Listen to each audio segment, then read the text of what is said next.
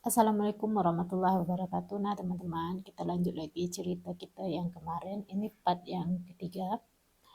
Jadi, teman-teman, kalau apa yang barang saya hari itu sudah setel. Jadi, keputusannya cuma dorang ganti barang saya yang satu karena mereka harus bertanggung jawab karena pembayaran itu hanya dekat konter, diperbolehkan cuma dekat konter sebab tempat saya nggak boleh pegang duit.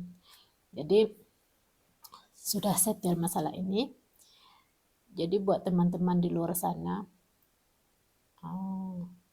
banyak hal yang saya jumpai di tempat saya kerja. Kadang-kadang itu menguji kesabaran kita dengan kawan-kawan sekeliling.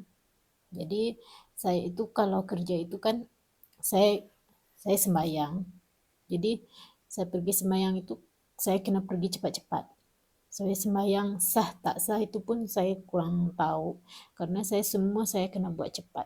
Karena kalau saya pergi sembahyang tiba-tiba ada orang jual itu mereka nggak bagi tahu saya.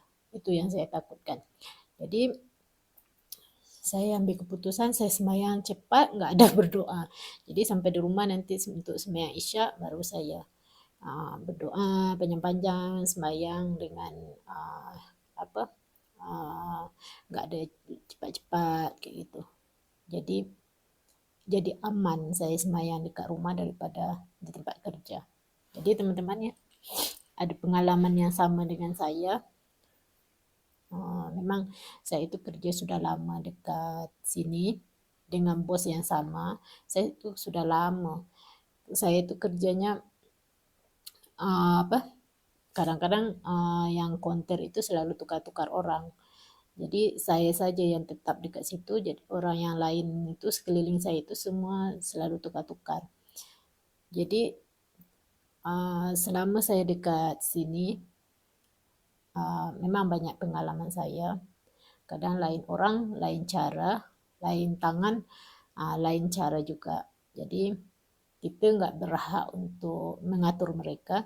Cuma saya mau kita nih sama-sama kerja, kita kena paham dengan situasi mereka dan mereka juga harus paham saya. Jadi jangan mereka pikir mentang-mentang saya ini orang luar gitu. Jadi suka-suka mereka tuduh ini tuduh itu. Jadi buat teman-teman di luar sana kita anggaplah kita ini semua sebagai saudara. Apa yang kejadian kita cari solusi, jangan kita call bos, cerita yang bukan-bukan, ini busukkan nama ini, busukkan nama ini. Kalau saya enggak, saya kerja dengan bos ini, kalau boleh tahu teman-teman, saya enggak pernah telepon saya punya bos. Itu semua melalui online saja. Saya WhatsApp pagi, saya WhatsApp antar total sel sudah nggak ada cerita ini cerita itu. Oh bos, staff ini macam ini, bos ini macam ini. Saya nggak pernah sama sekali. Lepas itu saya kerja ini, saya nggak ada jumpa dengan bos. Semua online. Dia antar barang apa semua itu melalui apa dia bayar lori sewa. Jadi nggak pernah berjumpa dengan bos. Jadi untuk teman-teman di luar sana yang bekerja seperti saya ini, kita tetaplah jujur dimanapun. Nggak usah kita menunjukkan kita ini siapa, kita ini orang baik, kita ini jujur, apa semua nggak usah tunjukkan dekat mereka, karena nggak ada guna juga. Kalau kita bagi tahu pun kita, oh saya bukan curi, saya bukan ini, saya bukan ambil, saya bukan main-main kerja, nggak ada guna. Karena mereka ini lagi pandai daripada kita. Ah, lagi saya ini kan bos saya ini kan sewa dengan bos dia. Jadi mereka ini lebih sesuka mereka. Kalau saya datang awal, ah, ah, kalau saya datang awal, saya buka itu saya punya tempat, itu pun masalah juga.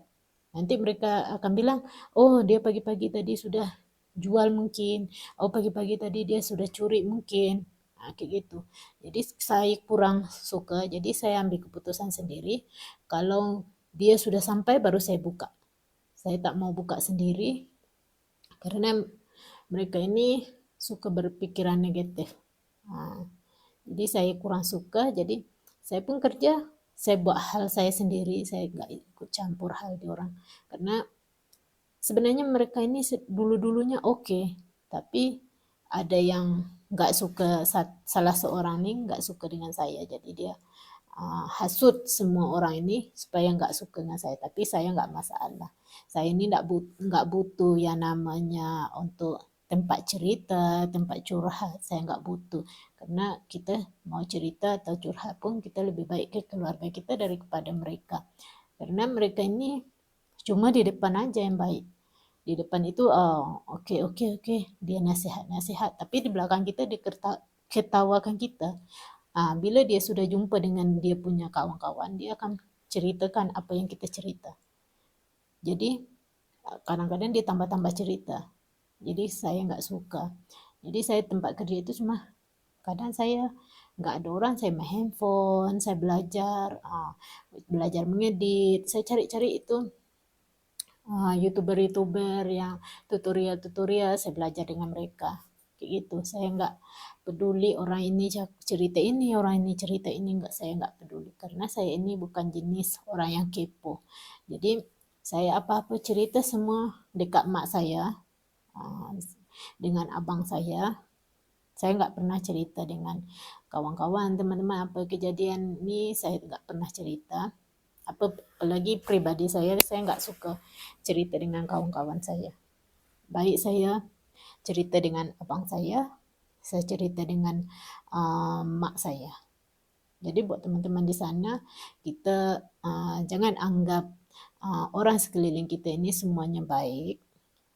Kita berpada-padalah untuk bercerita, apalagi bercerita hal pribadi kita. Jadi nggak usah kita bercerita dengan siapapun hal pribadi kita, karena mereka ini belum tentu baik di depan kita atau di belakang kita. Jadi di tempat kerja kita nggak usah kepo-kepo dengan hal orang, kita jalani kerja kita supaya kita ini bisa kerja lama dengan bos kita. Karena saya ini betul-betul sudah lama kerja dengan bos saya, cuma di tempat ini saja yang saya problem, macam mungkin nggak sesuai ya dengan saya. Kalau di tempat lain itu teman-teman saya semua walaupun Chinese, Melayu, Indian semua oke dengan saya, tapi gila kita sama-sama manusia, namanya kita manusia nggak ada yang sempurna. Jadi tempat lain tuh saya semua oke, tapi di tempat sini saya nggak tahu apa masalah mereka, saya nggak tahu. Jadi buat teman-teman yang sedang bekerja seperti saya ini, ya kita lebih baik kita diam dan kita jujur, apapun yang jadi kita cuba berpikir positif, walaupun mereka bertubi-tubi untuk menghabisi untuk memburukkan nama kita ke bos kita, kita tetap diam saja karena suatu hari mereka itu akan sadar sendiri. Nggak usah kita, saya ini orang baik, saya ini nggak pernah mencuri, nggak usah kita jelaskan siapa diri kita. Karena lama-lama itu bos pun akan tahu siapa mereka dan siapa kita.